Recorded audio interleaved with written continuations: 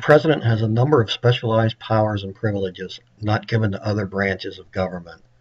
And those powers include emergency powers, executive orders, and executive privilege. Emergency powers: the President has authority to act in times of crisis, particularly regarding foreign affairs. The Supreme Court identified and confirmed these emergency powers in 1936. Before and after the case, emergency powers have most commonly been invoked in times of war.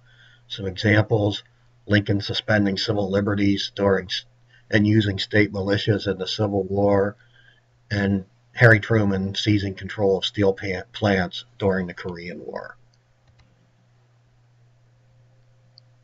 An executive order is a rule or regulation issued by the President that has the effect of law. It can enforce legislative statutes, constitutional provisions of treaties, or agency rules or practices. Under the Administrative Procedure Act of 1946, all executive orders must be published in the Federal Register, a daily publication of the U.S. government. The right of the President and the administration to withhold information from or refuse to appear before a legislative committee or court is called executive privilege. That privilege is based on the constitutional doctrine of the separation of powers. Presidents claim it's needed for national security, while critics argue it shields actions of the executive branch from public scrutiny. Presidents claim executive privilege to avoid having to disclose information to Congress.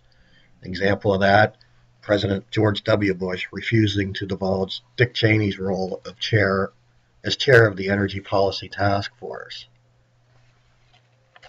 But there are limits to this type of claim, such as withholding evidence from criminal proceedings, as confirmed by the Supreme Court. Example of that: Richard Nixon refusing to hand over recorded tapes regarding the Watergate break-in and being forced to do so by the Supreme Court.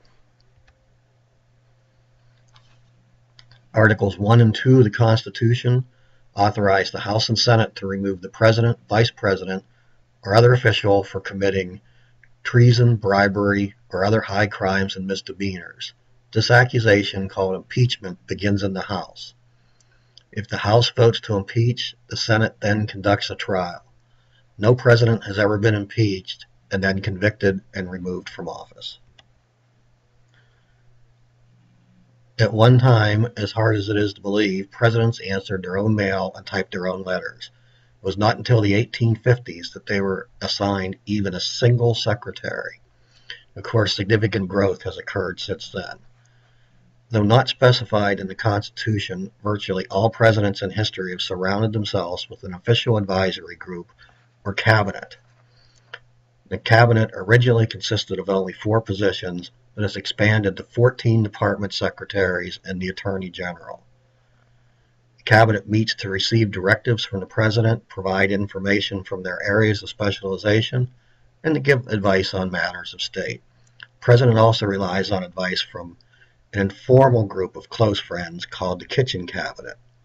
And since any interaction is purely discretionary between the President and the Cabinet, some presidents have relied on their cabinet more than others. Congress created the Executive Office of the President to provide staff assistance to the Chief Executive. Since then, agencies have continually been added and removed, allowing for ongoing reorganization. The White House office, that includes key personal and political advisors to the President, the President's legal counsel, secretary, press secretary, appointments secretary. In recent years, the Chief of Staff has coordinated the group and acted as one of the President's key advisors. Members of this office are highly political, and their main duty is to protect the President's political interests. The Bureau of Budget was created in 1921, and the Treasury Department was reorganized by President Nixon in 1970 and renamed the Office of Management and Budget. This office prepares the President's budget for congressional approval. In principle, it seems to have broad fiscal powers, but its effect on the greater scope of the federal budget is not clear. President's key foreign and military advisors make up the National Security Council. That includes the President, Vice President, Secretaries of State and Defense, National Security Advisor, and other key officials. The only formal duty of the Vice President set out in the Constitution is to preside over the Senate, which is rarely necessary. Traditionally, the presidential candidate selects a vice presidential candidate who will balance the ticket. It's often somebody with different geographical roots, constituency strengths, or political philosophies.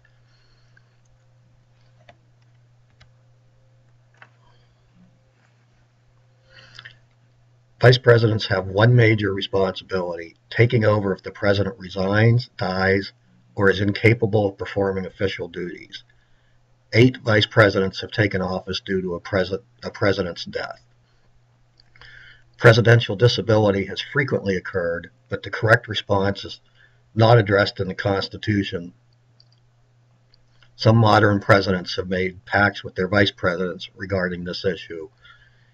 In 1967, the 25th Amendment was passed, which addressed the problem of presidential incapacity.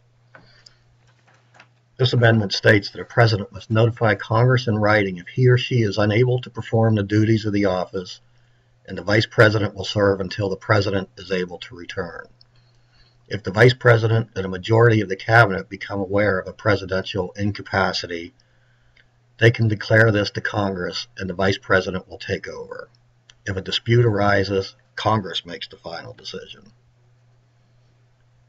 The 25th Amendment also deals with the vacancy in the vice presidency.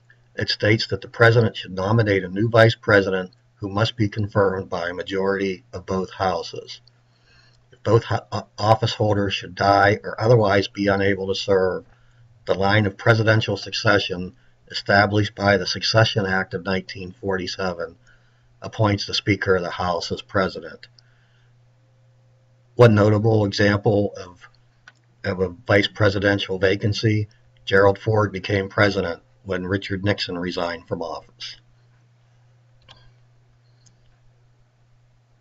And here's the line of succession to the presidency of the United States. As you can see, it starts with the Vice President, goes to the Speaker of the House of Representatives, Senate President Pro Tem, Secretary of State, and then works its way down through Cabinet Secretaries, the Attorney General, to the final line of succession with the Secretary of Homeland Security.